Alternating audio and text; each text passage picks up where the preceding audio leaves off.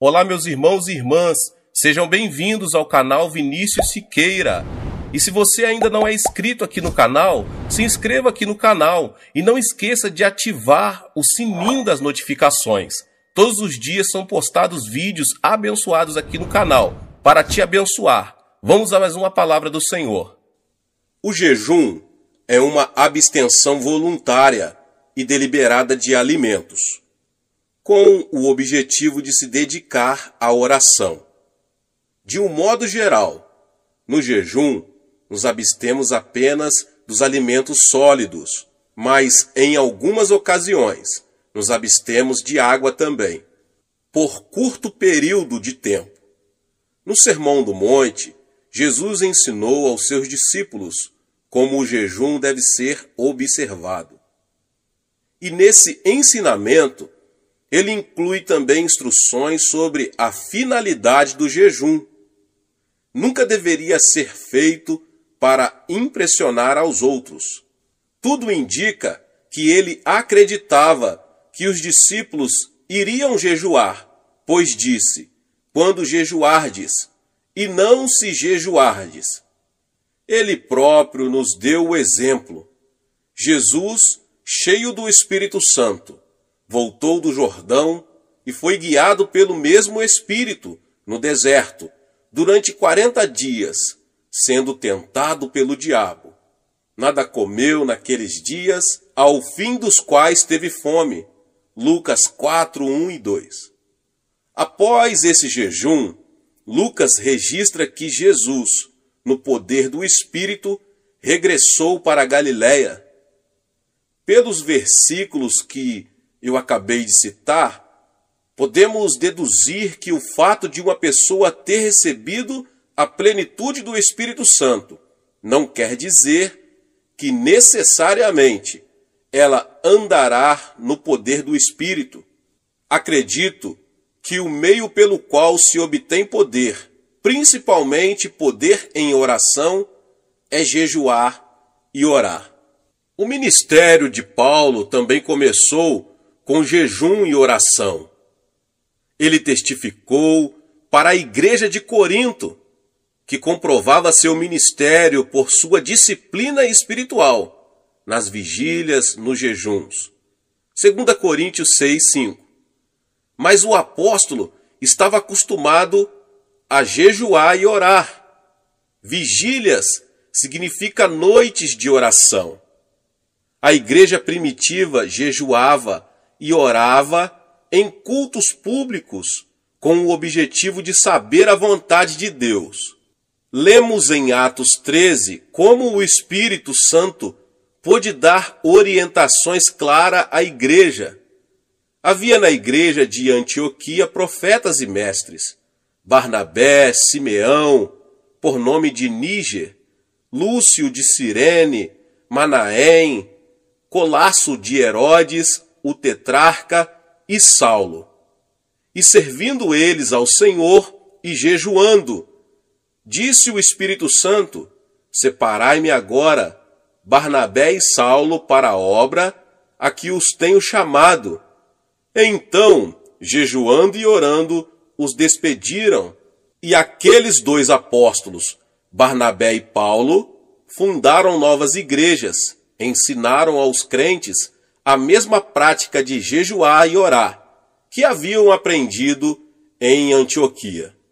E tendo anunciado o evangelho naquela cidade e feito muitos discípulos, voltaram para Listra, e Icônio, e Antioquia, fortalecendo a alma dos discípulos, exortando-os a permanecer firmes na fé, e mostrando que através de muitas tribulações nos importa entrar no reino de Deus, e promovendo-lhes em cada igreja a eleição de presbíteros, depois de orar com jejuns, os encomendaram ao Senhor em quem haviam crido.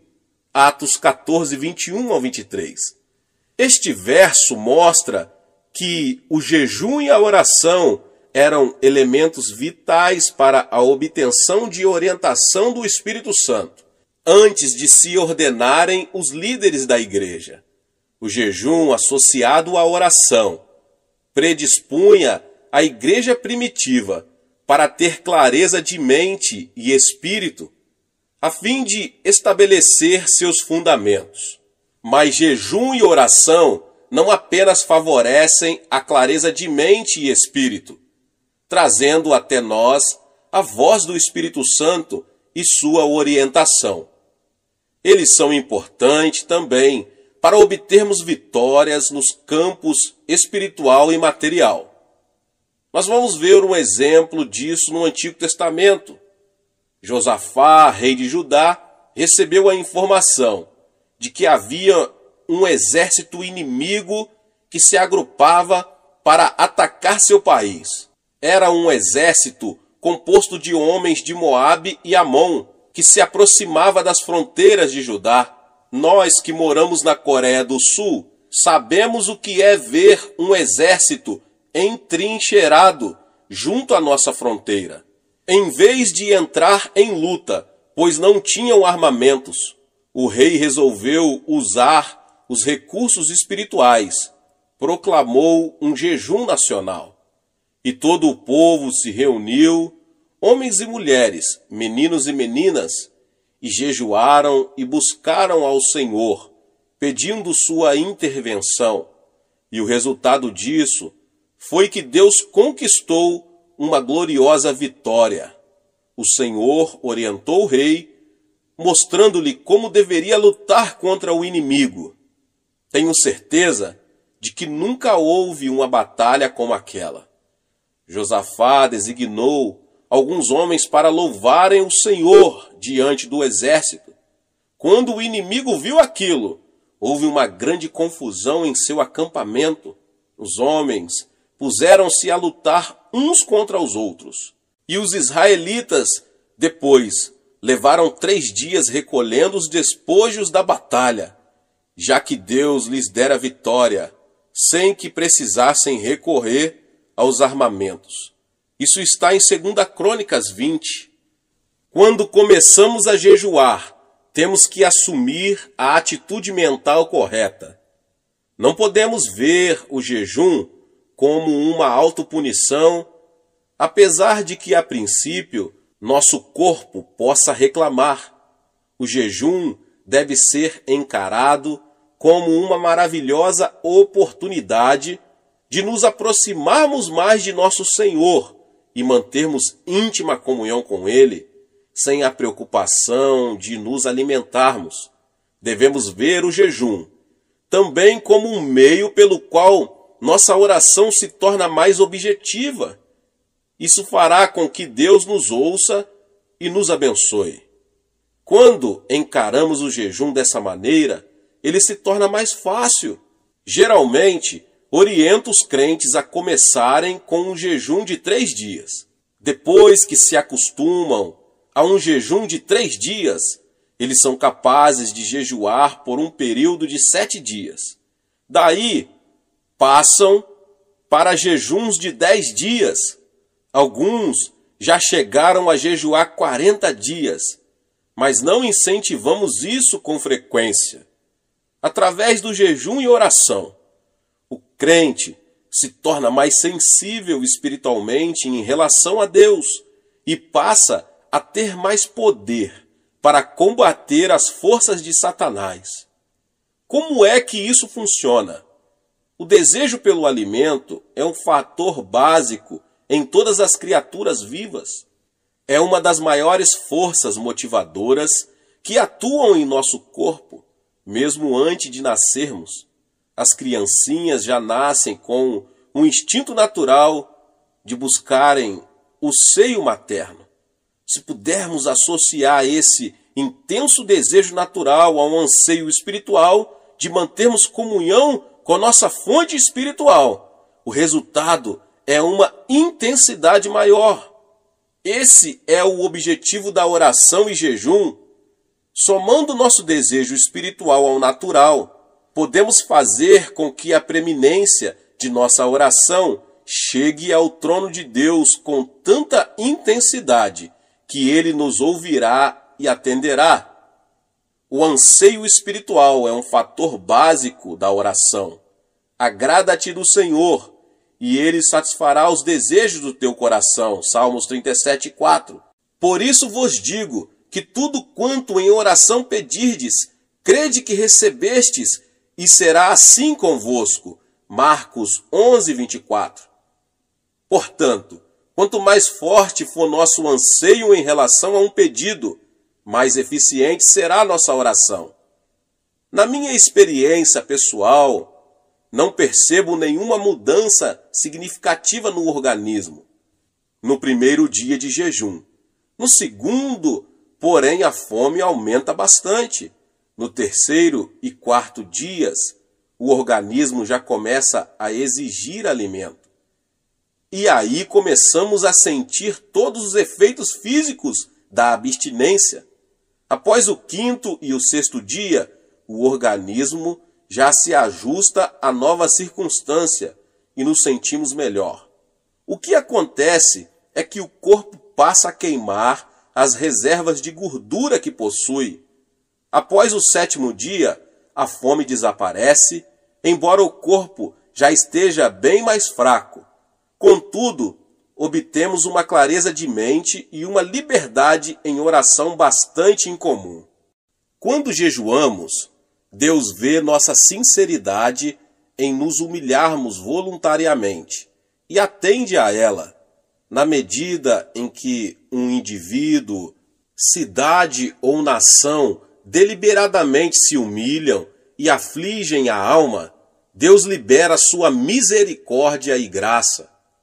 Como vemos em muitos exemplos do Antigo Testamento, Deus lutou pelo povo e Israel, sempre que este se humilhou diante dele. Satanás está sempre querendo nos atingir. Quando sucumbimos frente aos nossos desejos carnais, ele não pode vencer a barreira de proteção que é o sangue de Cristo, mas podemos dar-lhe acesso à nossa pessoa quando pecamos. Paulo diz que Satanás é o príncipe da potestade do ar, ou da atmosfera que circunda a terra. E na epístola de Judas lemos o seguinte: ora, estes da mesma sorte, quais sonhadores alucinados, não só contaminam a carne, como também rejeitam governo e difamam autoridades superiores. Contudo, o arcanjo Miguel, quando contendia com o diabo e disputava a respeito do corpo de Moisés, não se atreveu a proferir juízo infamatório contra ele. Pelo contrário, disse: o Senhor te repreenda. Estes, porém, quanto a tudo o que não entendem, difamam, e quanto a tudo o que compreendem por instinto natural, como brutos sem razão, até nessas coisas se corrompem. Judas capítulo 1, 8 ao 10. Os versos que eu acabei de citar revelam um fato muito significativo sobre nosso adversário, o diabo. Satanás é um príncipe com um poder considerável. E Judas diz também que ele não pode ser tratado levianamente, como alguns crentes costumam fazer. Embora seu poder sobre a propriedade divina tenha sido destruído, ele ainda é um oponente muito perigoso. Jesus afirmou o seguinte: porque aí vem o príncipe do mundo, e ele nada tem em mim. Em outras palavras, Satanás não encontrava em Jesus nenhum ponto de apoio a partir do qual pudesse lançar um ataque contra ele. Nós também devemos viver de tal forma que o príncipe deste mundo não ache em nós terreno favorável que acolha seus ataques. Antes da Segunda Grande Guerra, a Alemanha criou uma rede de agentes leais em diversos países. Hitler sabia que precisaria de aliados leais se quisesse obter sucesso no seu projeto de conquistar o mundo. E ele denominou esse grupo de homens e mulheres a Quinta Coluna. Precisamos cuidar para que não haja em nós nenhuma quinta coluna que se alie a Satanás. E como conseguimos isso? Pela oração e jejum. Pela oração e jejum, podemos concentrar o poder da oração, dirigindo-o contra nossas concupiscências, a cobiça da carne, a cobiça dos olhos e a soberba da vida. Assim poderemos ter uma vida santa e pura diante de Deus. Pela oração e jejum, podemos ver destruída essa cabeça de ponta de Satanás, a que me referi com a quinta coluna. Então, quando vier o príncipe deste mundo, não achará lugar em nós. O resultado prático do jejum e oração será a manifestação em nossa vida de uma religião verdadeira e sem mácula. Porventura, não é este o jejum que escolhi?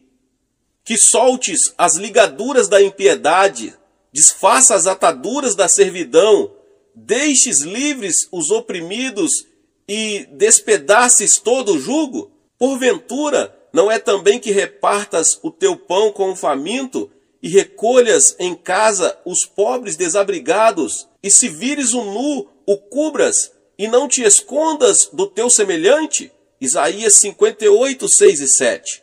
O jejum pode romper as ligaduras da impiedade, libertar os oprimidos e produzir completa e total libertação. Temos aí a ordem de despedaçar todo jugo.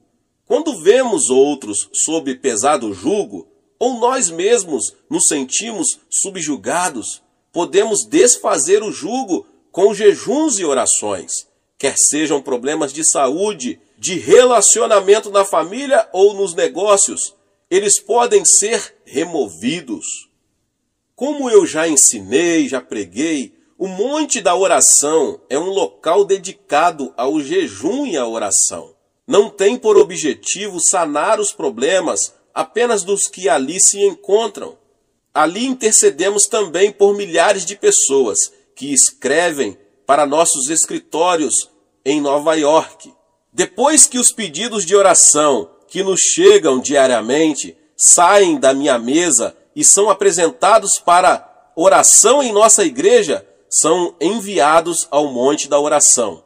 Cada intercessor recebe um pedido que a essa altura já foi trazido para o coreano. E essa pessoa ora e jejua até sentir em seu coração o testemunho do Senhor de que ele já ouviu e a resposta já está sendo enviada. Jejuando, nossos intercessores se tornam sensivelmente mais conscientes da importância do pedido. Assim, eles podem visualizar o problema pelo qual oram, bem como a resposta. Recebemos muitos testemunhos a respeito de orações atendidas, e são tantos que eu falaria por muito tempo, por muitas horas, vários e vários testemunhos. O fato é que já aprendemos que Deus atende às petições acompanhadas de jejum. De todas as partes do mundo chegam pessoas para jejuar e orar aqui no Monte da Oração, em busca de um milagre, aqui em minha igreja na Coreia.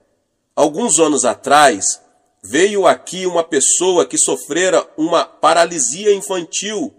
Ela ouvira falar dos milagres que ali ocorreram e tomou a firme determinação de vir, sem se preocupar com as dificuldades físicas que a viagem traria para ela. Após uma viagem de 5 dias de navio, ela chegou ao porto e ali foi recebida por um dos membros de nossa igreja, que a ajudou a pegar o trem. E essa pessoa, uma jovem de 23 anos, chegou com a esperança de voltar a caminhar. Sob o ponto de vista das circunstâncias naturais, isso era impossível, meus irmãos e irmãs. Ela ficara aleijada aos 3 anos de idade. Mas com Deus, todas as coisas são possíveis, glória a Deus. Assim que chegou, ela começou a edificar sua fé pela leitura da palavra de Deus, procurando ali todas as suas promessas. Como estava com a intenção de ficar aqui 3 meses, separou 2 dias da semana para jejuar. Durante o tempo que passou aqui, ficou muito impressionada com os testemunhos e cada vez que ouvia alguém dando testemunhos do poder miraculoso de Deus, sua fé aumentava. Passou-se um mês e não havia o menor sinal de cura. Suas pernas ainda estavam deformadas pela paralisia, com que já estava tão acostumada a conviver. No segundo mês, ela se sentiu renovada no espírito e na alma, mas o corpo ainda não havia sofrido nenhuma transformação. Mas durante o terceiro mês, começou a ocorrer um fato estranho. Ela começou, depois de muitos anos sem nenhuma sensação, a tê-la nas pernas. Na esperança de ver ali o milagre, ela gritou: "Ajudem-me a levantar-me! Por favor, alguém me ajude a me pôr de pé. Sinto que já estou curada." Vendo suas lágrimas e percebendo como estava emocionada, alguns membros de nossa igreja alegremente vieram segurá-la pelos braços e a colocaram de pé. Contudo, ela ainda estava sem força nas pernas para firmar, embora já tivesse o sangue circulando por suas artérias e veias. Sem revelar o menor sinal de desapontamento, ela se sentou novamente e continuou a orar. Sabia que seria necessário um milagre de criação para que suas pernas atrofiadas pudessem voltar a funcionar. Então, pacientemente, ela se pôs a esperar e continuou a jejuar e a orar. Encerraram-se os 3 meses e ela foi embora ainda numa cadeira de rodas. Mas algo acontecera em seu coração. Ela sabia que estava curada. Passaram vários meses e um dia recebi uma belíssima carta dela. Dr. Cho, escreveu ela, agora já posso caminhar. Ainda estou mancando um pouquinho, mas consigo andar. Acredito que até isso irá desaparecer em breve, afirmava ela com uma fé firme. Esse é apenas um dos muitos milagres que aconteceram no Monte da Oração. Mas isso quer dizer que todas as pessoas que orarem e jejuarem no Monte da Oração ficarão curadas? Evidentemente, a cura não é tão simples assim. Algumas pessoas são curadas imediatamente, enquanto outras levam algum tempo para isso. Mas já descobri que quando uma pessoa tem grande dificuldade para ser curada, muitas vezes está abrigando rancor no coração. Porque se perdoardes aos homens as suas ofensas, também vosso Pai Celeste vos perdoará. Se, porém, não perdoardes aos homens as suas ofensas, tampouco vosso Pai vos perdoará as vossas ofensas. Mateus 6, 14 e 15. Muitas pessoas têm sido prejudicadas por familiares, sócios ou amigos e buscam justiça, como acreditam que a justiça deve ser buscada. E se não for feita justiça dentro dessas circunstâncias, elas se tornam amarguradas e cheias de ódio. Muitos desses indivíduos podem ter sintomas físicos que podem ser diretamente relacionados com essa atitude de rancor. Eles criam uma raiz de amargura que produz toxinas que passam ao seu organismo e assim começam a sofrer distúrbios mentais e físicos. Disse-me certa vez uma senhora a quem mencionei o que acabo de explicar. Meu marido é o culpado. Eu o detesto. Está bem, irmã, repliquei, mas é a senhora quem está sofrendo e ficando aleijada com essa artrite. Quando somos prejudicados de uma forma ou de outra, temos que perdoar. Mesmo que nosso ofensor não nos peça perdão, precisamos perdoar-lhe. Jesus é o exemplo perfeito desse fato. Quando ele estava pregado na cruz, ninguém lhe pediu perdão. Pelo contrário, eles estavam zombando dele e o atormentando, mas ele disse: Pai, perdoa-lhes. Portanto, o perdão não é um ato opcional, é um mandamento. Não é uma ação que praticamos ocasionalmente, é a maneira como vivemos diariamente. Quando perdoamos a uma pessoa que nos causou algum mal, estamos permitindo que o Espírito Santo coloque convicção de erro naquele que nos prejudicou. Nada escapa aos olhos de nosso Pai Celeste. Ele conhece todas as intenções, as motivações do coração. O Espírito Santo pode convencer de pecado, da justiça e do juízo. Bem, voltamos à história que eu acabei de dizer sobre a senhora. Aquela senhora que estava em meu gabinete era casada havia vários anos. O marido a abandonara e vivia com outra mulher. E essa irmã estava passando por sérias dificuldades, pois tivera que assumir o sustento dos filhos. Agora estava ali querendo cura para a sua paralisia. O Espírito Santo orientou-me para que lhe perguntasse: a senhora já perdoou seu marido? Não, não posso. Eu o detesto, respondeu chorando, sem conseguir controlar as lágrimas. Mas a senhora tem de perdoar-lhe, continuei. Assim seu coração ficará livre dessa amargura que está impedindo que seja curada, e liberará o Espírito Santo para que opere na vida dele. Instantes depois, ela resolveu perdoar-lhe e voltar ao monte da oração para jejuar e orar. No domingo seguinte, após um de nossos cultos, ouvi alguém bater à minha porta. Convidei a pessoa para entrar e vi um homem de aparência muito séria, acompanhado de uma senhora. Pastor, disse ela, este é meu marido, por quem temos estado orando. A mulher mal conseguia conter as lágrimas ao virar-se para ele e dizer: conte ao pastor o que aconteceu. Pastor Cho, disse ele, será que Deus poderá perdoar-me? Sou um grande pecador. Em seguida, ele narrou o que se passara. Há uma semana comecei a ter uma profunda sensação de culpa quando estava em casa com outra mulher. Não conseguia suportar a pressão interior que sentia.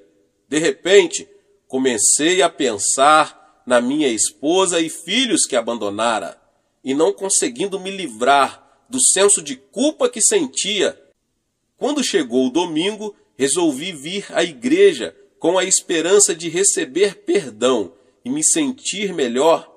Ali, então, vi minha esposa sentada do outro lado do salão. Naquele momento, resolvi pedir perdão a ela e a Deus. Será que Deus poderá perdoar-me? Claro, Ele pode perdoar-lhe, respondi.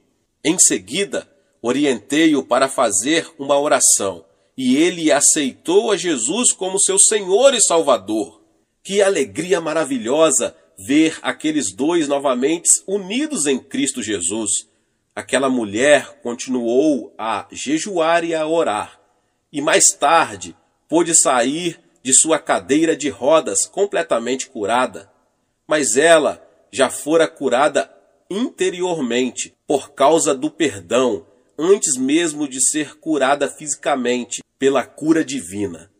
Não quero dizer com isso que todas as pessoas que estão aleijadas ou com algum empecilho estão sofrendo devido a problemas de rancor. Contudo, muitas poderiam ser curadas se apenas se dispusessem a aprender a perdoar.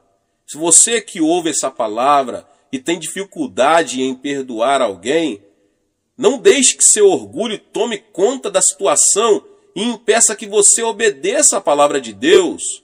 Tome logo a decisão de caminhar a segunda milha e abandone sua atitude de autoafirmação, perdoando aquela pessoa. Aí então, experimentará uma grande libertação e ficará livre das sensações de hostilidade para com o outro e se sentirá muito melhor. Deus resiste aos soberbos, mas concede graça aos humildes. Portanto, se percebe que não está gozando da graça de Deus com abundância em sua vida, pode ser que esteja se firmando mais em seu orgulho do que na graça do Senhor. O que você ganharia com isso? Apenas amargura, ressentimento e talvez enfermidade. A palavra de Deus diz em Tiago 5, 15, 16: e a oração da fé salvará o enfermo, e o Senhor o levantará. E se houver cometido pecados, ser-lhe-ão perdoados. Confessai, pois, os vossos pecados uns aos outros, e orai uns pelos outros, para serdes curados. Hoje em dia, os psicólogos, médicos e psiquiatras afirmam que a atitude mental de seus pacientes tem um peso muito grande na cura deles. Essa é a hora em que a igreja, o corpo de Jesus Cristo, deve ser curada. A atitude de Deus está explícita na terceira carta de João. Amado, acima de tudo faço votos por sua prosperidade e saúde, assim como é próspera a sua alma. O segredo para obter prosperidade espiritual e material está relacionado com a prosperidade da alma, obtida pelo perdão. Assim vemos que o jejum e a oração, somados a um espírito de perdão, resultarão em melhores condições de saúde para a igreja. Desse modo, esse veículo que Deus escolheu para trazer o avivamento ao mundo se tornará um instrumento útil e saudável nas mãos do Espírito Santo. Neste final do século XX, nós nos encontramos diante de um grande desafio e também de uma grande oportunidade. O de que precisamos é pessoas mais consagradas, mais dispostas a perdoar, sacrificar-se, a obedecer a Deus e a comprometer-se profundamente com Deus. Já me coloquei à disposição do Espírito Santo para fazer o que estiver ao meu alcance, no sentido de ser um instrumento para vermos um avivamento e o crescimento da igreja na terra. Você quer se colocar ao meu lado e assumir essa posição em Cristo Jesus? Glória a Deus! Aleluia! Você será tremendamente abençoado, e todos os que tiverem ao seu redor, sua cidade, sua igreja, sua família, serão também tremendamente abençoados pela sua decisão de buscar o Senhor. Aleluia. Deus abençoe sua vida. Glória a Deus. Se você chegou aqui pela primeira vez e ainda não é inscrito no canal, se inscreva no canal, ative o sininho das notificações para você não perder todos os vídeos que são postados aqui no canal. Deixe também o seu like e não esqueça de compartilhar com mais pessoas esta palavra. Nos vemos nos próximos vídeos. Amém!